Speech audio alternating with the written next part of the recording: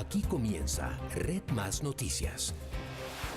Buenas noches, bienvenidos a esta emisión. Este 20 de julio se instaló el nuevo Congreso de la República con grandes retos para el periodo 2018-2022, donde el Partido del Centro Democrático y el Partido Liberal lograron presidencia, uno por el Senado y otro por la Cámara.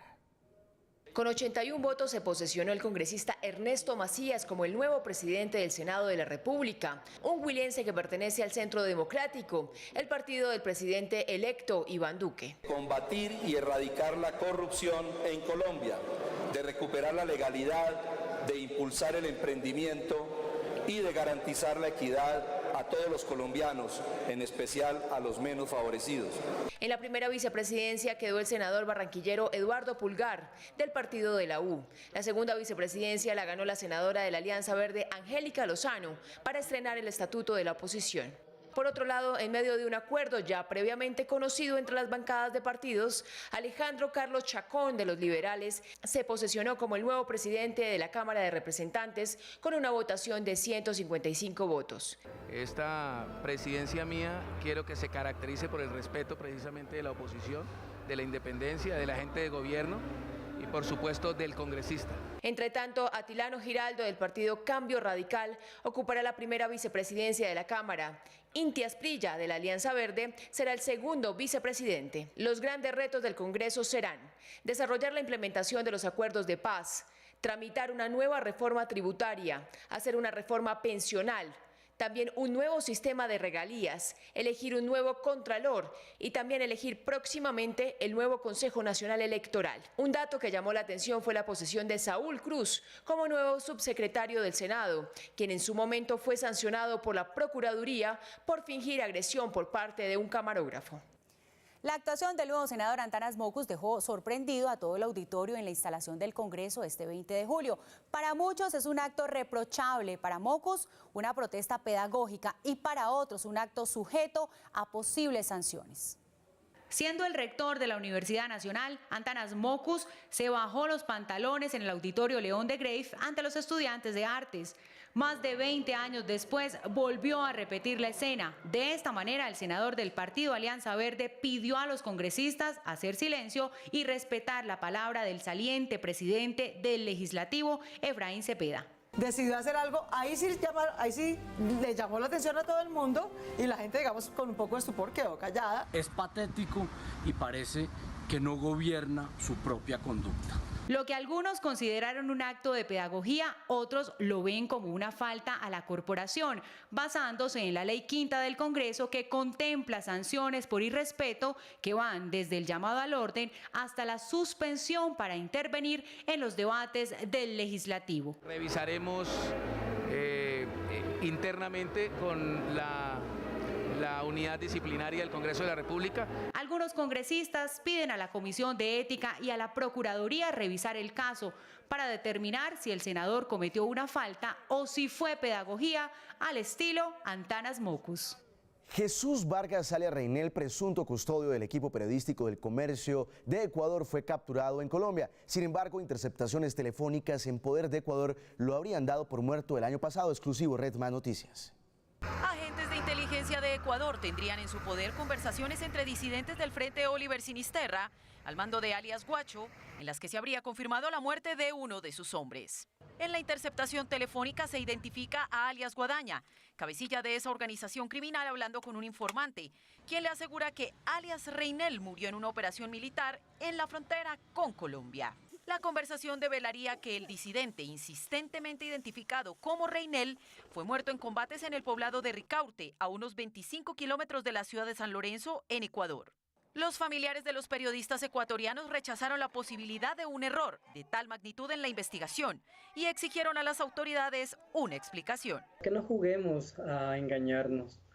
No hace falta que tengamos falsos positivos o que tengamos información que no sea cierta para terminar o desechar un caso que ha causado conmoción no solo en Ecuador, no solo en Colombia, sino a nivel de la región.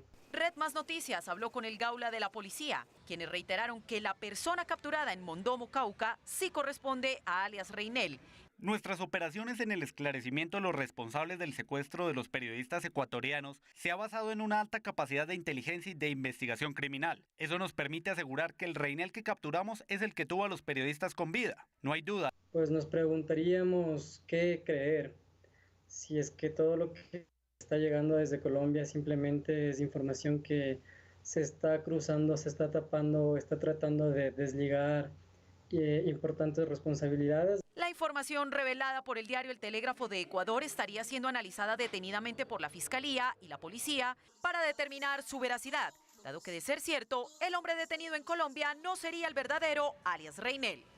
Y la Policía Internacional Interpol emitió circular roja en contra de 3 de los brazos más fuertes de Walter Arizala, alias Guacho. Esto es exclusivo Red Más Noticias. Las notificaciones judiciales expedidas el pasado 6 de julio catalogan a 3 de los hombres de Guacho como criminales de alta peligrosidad, violentos y propensos a la huida. John Jairo Caicedo, alias Sombra o JJ, Carlos Arturo Landázuri Cortés, alias El Gringo, y Tomás Solís, alias Guaraña, son señalados como autores materiales de diversos atentados terroristas en Ecuador. Los 3 ejecutaron 2 hostigamientos bajo la orden de Guacho en San Lorenzo, uno en contra de una unidad especial de la policía y otro con carro bomba al cuartel de la misma institución, hecho que dejó 28 uniformados heridos. Por lo anterior, un juez de la Unidad Multicomponente Penal de San Lorenzo, provincia de Esmeraldas, emitió orden de captura en contra de Sombra o JJ, El Gringo y Guaraña por los delitos de delincuencia organizada y terrorismo. Red Más Noticias conoció que los movimientos de estos criminales estarían concentrados entre Colombia, Perú y Venezuela. La difusión roja se suma a la expedida en contra de Guacho, emitida el pasado 14 de mayo por ser considerado el autor intelectual del secuestro y posterior homicidio de 3 integrantes del diario El Comercio y de una pareja de ecuatorianos. Según el último reporte de la ONU, a corte 2017, los cultivos de coca en Colombia aumentaron un 11% hasta alcanzar 209.000 hectáreas y los parques naturales también han resultado afectados. Según el Sistema Integrado de Cultivos Ilícitos, SIMCIN, en 2016 los parques naturales tenían 7.874 hectáreas inundadas de esta siembra impulsada por el narcotráfico. A corte de este año se han erradicado 3.218, es decir que aún quedan pendientes 4.656 por eliminar. La Policía Nacional y el Ejército han destinado 9.000 efectivos a esta lucha contra los cultivos ilícitos y estamos avanzando a 1.000 erradicadores civiles. Este año la Fuerza Pública ha entregado 10 parques libres de coca, entre esos el Parque de la Serranía de Yariguíes, en el departamento de Santander.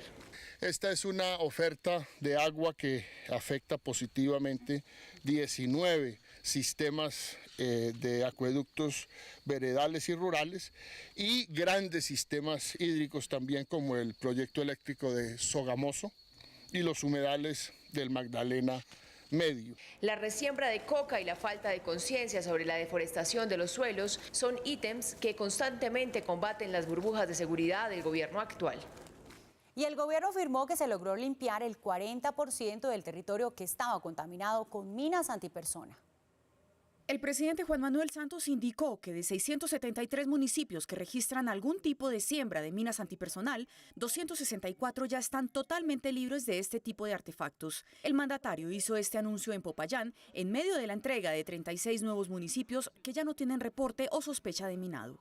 Agregó que la tarea difícil del desminado ha reunido a campesinos, soldados y exguerrilleros para limpiar el campo colombiano. Con las operaciones de erradicación de minas que adelantan las fuerzas militares y organismos internacionales, ya se han limpiado más de 6.700.000 metros cuadrados en el territorio nacional. Actualmente en Antioquia, Meta, Caquetá, Cauca, Bolívar, Santander, Putumayo, Valle, Tolima y Huila se concentra el mayor número de operaciones para continuar erradicando zonas con minas antipersonal. Las autoridades del Valle del Cauca reconocieron que hay comunidades indígenas en las que la desnutrición está cobrando la vida de niños. Por lo menos en los últimos 2 meses han muerto 6 menores de edad. Hasta el Dobio llegaron autoridades del Valle para evaluar la situación de desnutrición del resguardo indígena en Vera Chami, ubicado en la zona más agreste del cañón del Garrapatas, límite con Chocó, y en el que la mayoría no habla español y donde más de 50 niños están en riesgo. El 50% de los niños en Vera tienen baja talla y ahí hay 2 contenidos, una desnutrición crónica que no permite a los niños desarrollarse y por el otro lado un factor genético porque la comunidad es baja. Además, hay comunidades que no están reconocidas y ante ello desde estas zonas no se permite ingreso a personal humanitario ni de gobierno. Vamos a enviar los ingenieros y vamos a hablar con la CBC para poder abrir el camino hacia allá. El camino es 8 a 10 horas. Ahí llegan 7 horas en carro y luego esa mula. O sea que es un lugar muy distante. Tenemos alguna dificultad con unas comunidades que son seminómadas, que los niños van y vienen y por eso el bienestar familiar no logra una cobertura precisa. La semana pasada se conoció de la muerte de 4 menores y en últimas horas de otros 2. Los únicos que sufren desnutrición no son los niños. La alimentación es precaria para todos y así lo comprobó el defensor del pueblo, que pudo llegar hasta uno de los resguardos y desde allí lanzó alerta que llegó hasta la gobernación. Y una discrepancia se ha presentado entre la Procuraduría y la Corte Constitucional por la norma que define quién debe pagar el fotocomparendo, si el dueño del vehículo o su empleado. La Procuraduría General pidió a la Corte Constitucional declarar inexequible la norma que establece que el propietario de un vehículo es solidariamente responsable con el conductor cuando a este se le impone una fotomulta. El órgano disciplinario indicó que es inconstitucional el hecho de que cuando a un conductor empleado de un taxi le sea impuesto un fotocomparendo, el dueño del vehículo, aún sin estar en el sitio, sea el que tenga que responder por el pago de la multa. La previsión de un régimen de responsabilidad solidaria es una forma de hacer exigible la obligación, pero no es el procedimiento para determinar quién es el infractor. Propietarios de taxis opinaron al respecto. Sí, señora, debe ser la persona que va frente al volante pagar porque el propietario no tendría nada que ver con los comparendos que le hagan al conductor. El que va manejando tiene que pagar. Sin embargo, algunos empleados de taxi no quieren hacerse responsables económicamente de las fotomultas. No me parece justo que lo tenga que asumir uno como conductor. Existen dos tipos de fotomultas. Las primeras, las que se toman con las cámaras instaladas en los postes. La segunda, la que se hace con este dispositivo electrónico, la fotocomparendera. El pronunciamiento de la Procuraduría se refiere a estos dos tipos de fotomultas. En lo que va corrido del año se han impuesto 80.300 fotomultas. Diariamente se reciben 30 derechos de petición por inconformidades en la imposición de fotocomparendos. Gracias por continuar con nosotros. Empezamos nuestro recorrido internacional en Cuba, donde desde hoy y hasta el lunes en la Asamblea Nacional de Cuba se llevarán a cabo debates sobre el proyecto que tiene como fin actualizar y reformar la Constitución vigente desde 1976. La Asamblea Nacional del Poder Popular de Cuba inició hoy los debates para la nueva constitución del país. Los primeros resultados apuntan a que se eliminará el término comunismo y se incluirá el derecho a la propiedad privada. Según el anteproyecto, el nuevo texto eliminaría el objetivo del avance hacia la sociedad comunista presente en el artículo 5 de la Carta Magna vigente, aunque el socialismo sigue siendo política de Estado. La propuesta también incluye la aceptación de un sector privado complementario para la economía. Sin embargo, la empresa estatal seguirá siendo la base de las finanzas del país. Se estaría evaluando también aprobar legalmente el camino para el matrimonio homosexual. El proyecto incorporará el principio de no discriminación por orientación sexual e identidad de género. En el ámbito político, el texto del borrador confirma que no habrá cambios en el carácter socialista del sistema político y social, aunque sí crea la figura de un presidente, limita su mandato a 10 años y propone la creación de un primer ministro. La nueva Carta Magna tendrá 224 artículos, 87 más que la actual, y será votada por los más de 600 diputados entre este sábado y el lunes, para luego ser sometida a un referéndum popular antes de su aprobación final.